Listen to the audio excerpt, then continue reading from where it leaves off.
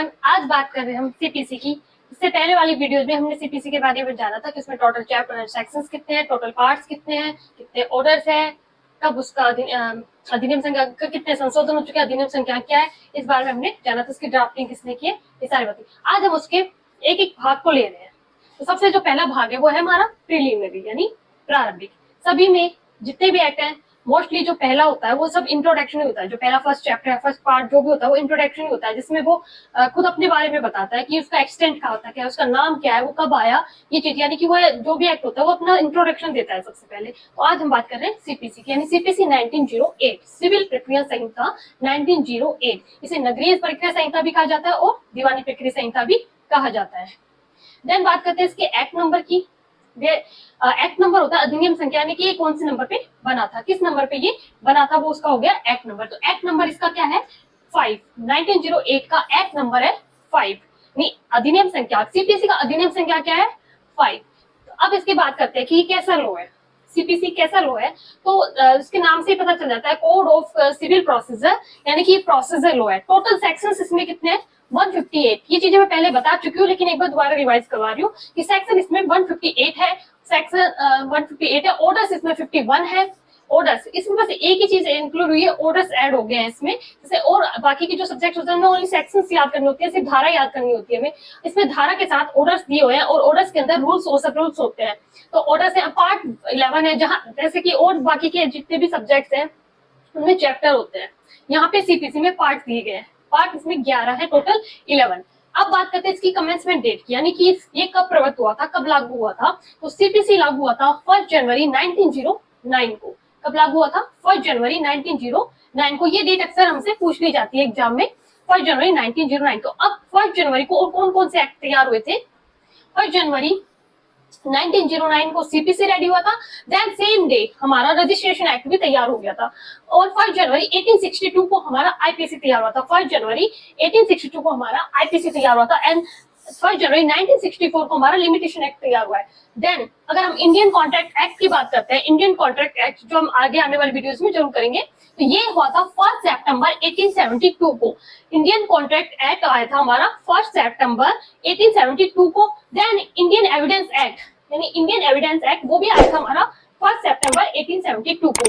यानी 1 सितंबर 1872 को हमारे दो एक्ट तैयार हुए थे, Indian contract act and Indian evidence act. ठीक है, तो इसी तरह से 1 जनवरी 1909 को हमारा सीपीसी तैयार हुआ था। सेम डे हमारा रजिस्ट्रेशन एक्ट हुआ था। 1 जनवरी 1862 को हमारा आईपीसी तैयार हुआ था। देन 1 जनवरी 1964 को हमारा लिमिटेशन एक्ट तैयार हुआ था। अब बात करते हैं इसकी सिग्नेचर डेट की, कि सीपीसी की जो सिग्नेचर डेट है वो क्या है। तो इसकी सिग्नेचर डेट है 21 मार्च 1908। अब हम इसके पार्ट्स की बात करते हैं। तो इसमें फर्स्ट पार्ट बाद में स्टार्ट है, उससे पहले इसमें प्रीलिमिनरी दी गई है, प्रारंभिक दिया गया है, जिसमें टोटल सेक्शन है 1 to 8, यानी धारा 1 से 8 तक के जो सेक्शन है वहां यहाँ पे प्रारंभिक में दिए गए हैं, प्रीलिमिनरी में दिए गए। ये इसमें कोई पार्ट या कोई चैप्टर ऐड नहीं किया गया, इसको अलग से दे दिया गया है प्रीलिमिनरी। ठीक है, इसमें 1 से 8 सेक्शन है, तो वो 1 से 8 सेक्शन कौन कौन से उनको देखते हैं। सेक्शन फर्स्ट, यानी कि धारा 1 क्या कहती है, संक्षिप्त नाम, प्रारंभ और विस्तार। संक्षिप्त नाम, प्रारंभ और विस्तार।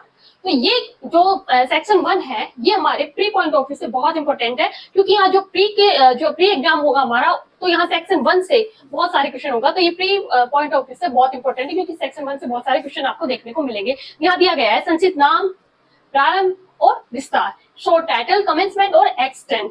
तो शॉर्ट टाइटल इसका है कोड ऑफ सिविल प्रोसीजर।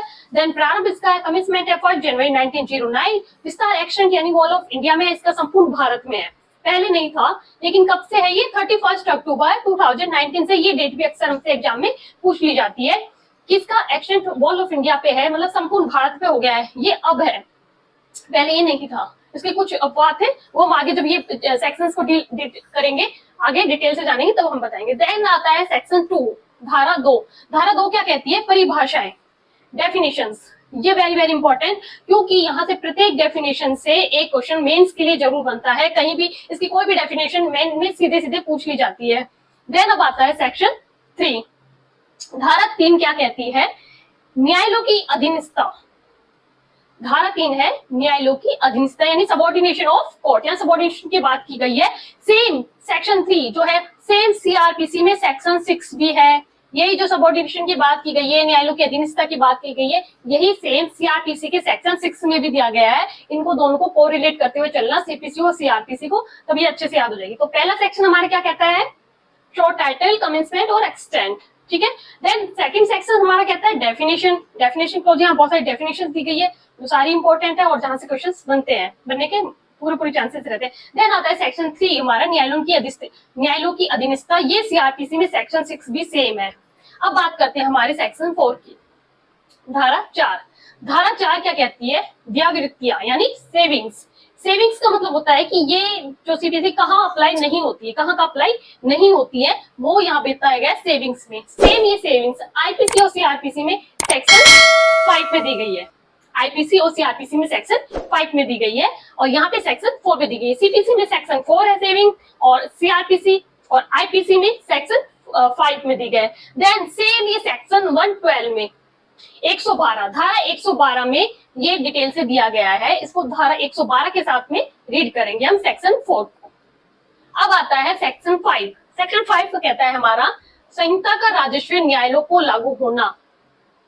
संहिता का राजस्व न्यायालयों को लागू होना, application of the code of revenue codes. Revenue codes की यहाँ पे बात की गई है। क्या कह रही है, संहिता का राजस्व न्यायालयों को लागू होना, application of code of revenue codes की यहाँ पे बात की गई है। तो हमारा पहला सेक्शन कहता है show title, commencement, extend, action संपूर्ण भारत का वही 31 अक्टूबर 2019 को। सेकंड सेक्शन कहता है हमारा डेफिनेशन। देन सब आता है सबऑर्डिनेशन कोड्स की बात आती है, सेम यही सीआरपीसी के सेक्शन 6 में दिया गया है। फिर आ रहा है हमारे सेविंग्स जो कि आईपीसी में और सीआरपीसी में सेक्शन 5 दिया गया है। अब बात आती है सेक्शन 5 की, तो संहिता का राजस्व न्यायालयों को लागू होना, application of the code of revenue codes की यहाँ पे बात की गई है। अब बात करते हैं हम सेक्शन 6 की। सेक्शन 6 कहता है हमारा धन संबंधी अधिकारिता। सेक्शन 6 क्या कहता है हमारा, धन संबंधी अधिकारिता। क्या है इसमें, पिक्यूनियरी ज्यूरिसडिक्शन यानी धन संबंधी अधिकारिता के बारे में यहाँ पे बात की गई है। अब आता है हमारा सेक्शन 7, धारा 7। धारा 7 क्या कहती है, प्रांतीय लघुवाद न्यायालय। प्रांतीय लघुवाद न्यायालय की यहाँ पे बात की गई है। प्रोविंशियल स्मॉल कॉज कोर्ट्स की यहाँ पे बात की गई है। प्रोविंशियल स्मॉल कोर्ट्स की बात की गई है प्रांतीय लघुवाद न्यायालय की। अब आता है हमारा सेक्शन 8। सेक्शन 8 क्या कहता है हमारा, सेक्शन 8 कहता है प्रेसिडेंसी लघुवाद न्यायालय। इसे हम ऑर्डर 51 के साथ में पढ़ेंगे। यहाँ मैं ये भी बताती जा रही हूँ कि कौन सा सेक्शन किस ऑर्डर के साथ में पढ़ना है और किस सेक्शन के साथ में पढ़ना है। तो जैसे कि अभी यहाँ पे बताया था कि सेक्शन 3 सीआरपीसी का सेक्शन 6 के साथ में इसको रीड करें। अब ये सेक्शन 4 है जो ये सेक्शन 112 के साथ में रीड किया जाएगा। अब ये बात आती है सेक्शन 8 की, तो इसे ऑर्डर 51 के साथ में रीड करें। ये है ऑर्डर 51 के साथ में प्रेसिडेंसी लघुवाद न्यायालय, presidency small cause courts. Presidency small cause की बात की गई, यहाँ पे कोर्ट्स की बात की गई, यानी कि सीपीसी 1908 का है। अधिनियम संख्या किसका 5 है। कमेंसमेंट डेट 1 जनवरी 1909 है और सिग्नेचर डेट इसकी 21 मार्च 1908 है। और इसमें टोटल पार्ट्स 11 है, टोटल सेक्शंस 158 है, टोटल ऑर्डर्स इसमें 51 कहे गए। पहला सेक्शन हमारा संचित नाम, विस्तार और प्रारंभ के बारे में कहा गया है। दूसरा हमारा परिभाषा है। तीसरा न्यायालयों की अधीनस्थ है। चौथा सेक्शन कहता है व्यवहार यानी सेविंग्स।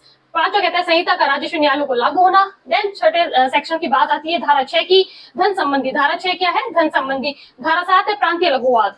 धारा 6 धन संबंधी, धारा 7 प्रांतीय लघुवाद और धारा 8 कहती है प्रेसिडेंसी लघुवाद। इस तरीके से आज हमने प्रारंभिक प्रीलिमिनरी कर लिया है 1 to 8 सेक्शन जिसमें दिए गए थे। 1 to 8 सेक्शन, 1 से 8 सेक्शन हमने कर लिए। इनको डिटेल से जानेंगे कुछ आने वाली वीडियोस में। अगर वीडियो पसंद आए तो प्लीज लाइक कीजिए, शेयर कीजिए और अगर चैनल पे नए हैं, अभी तक सब्सक्राइब नहीं किया तो प्लीज चैनल को आप सब्सक्राइब कर लीजिए ताकि आने वाली वीडियोस की नोटिफिकेशन आपको मिल सके। Okay, thank you.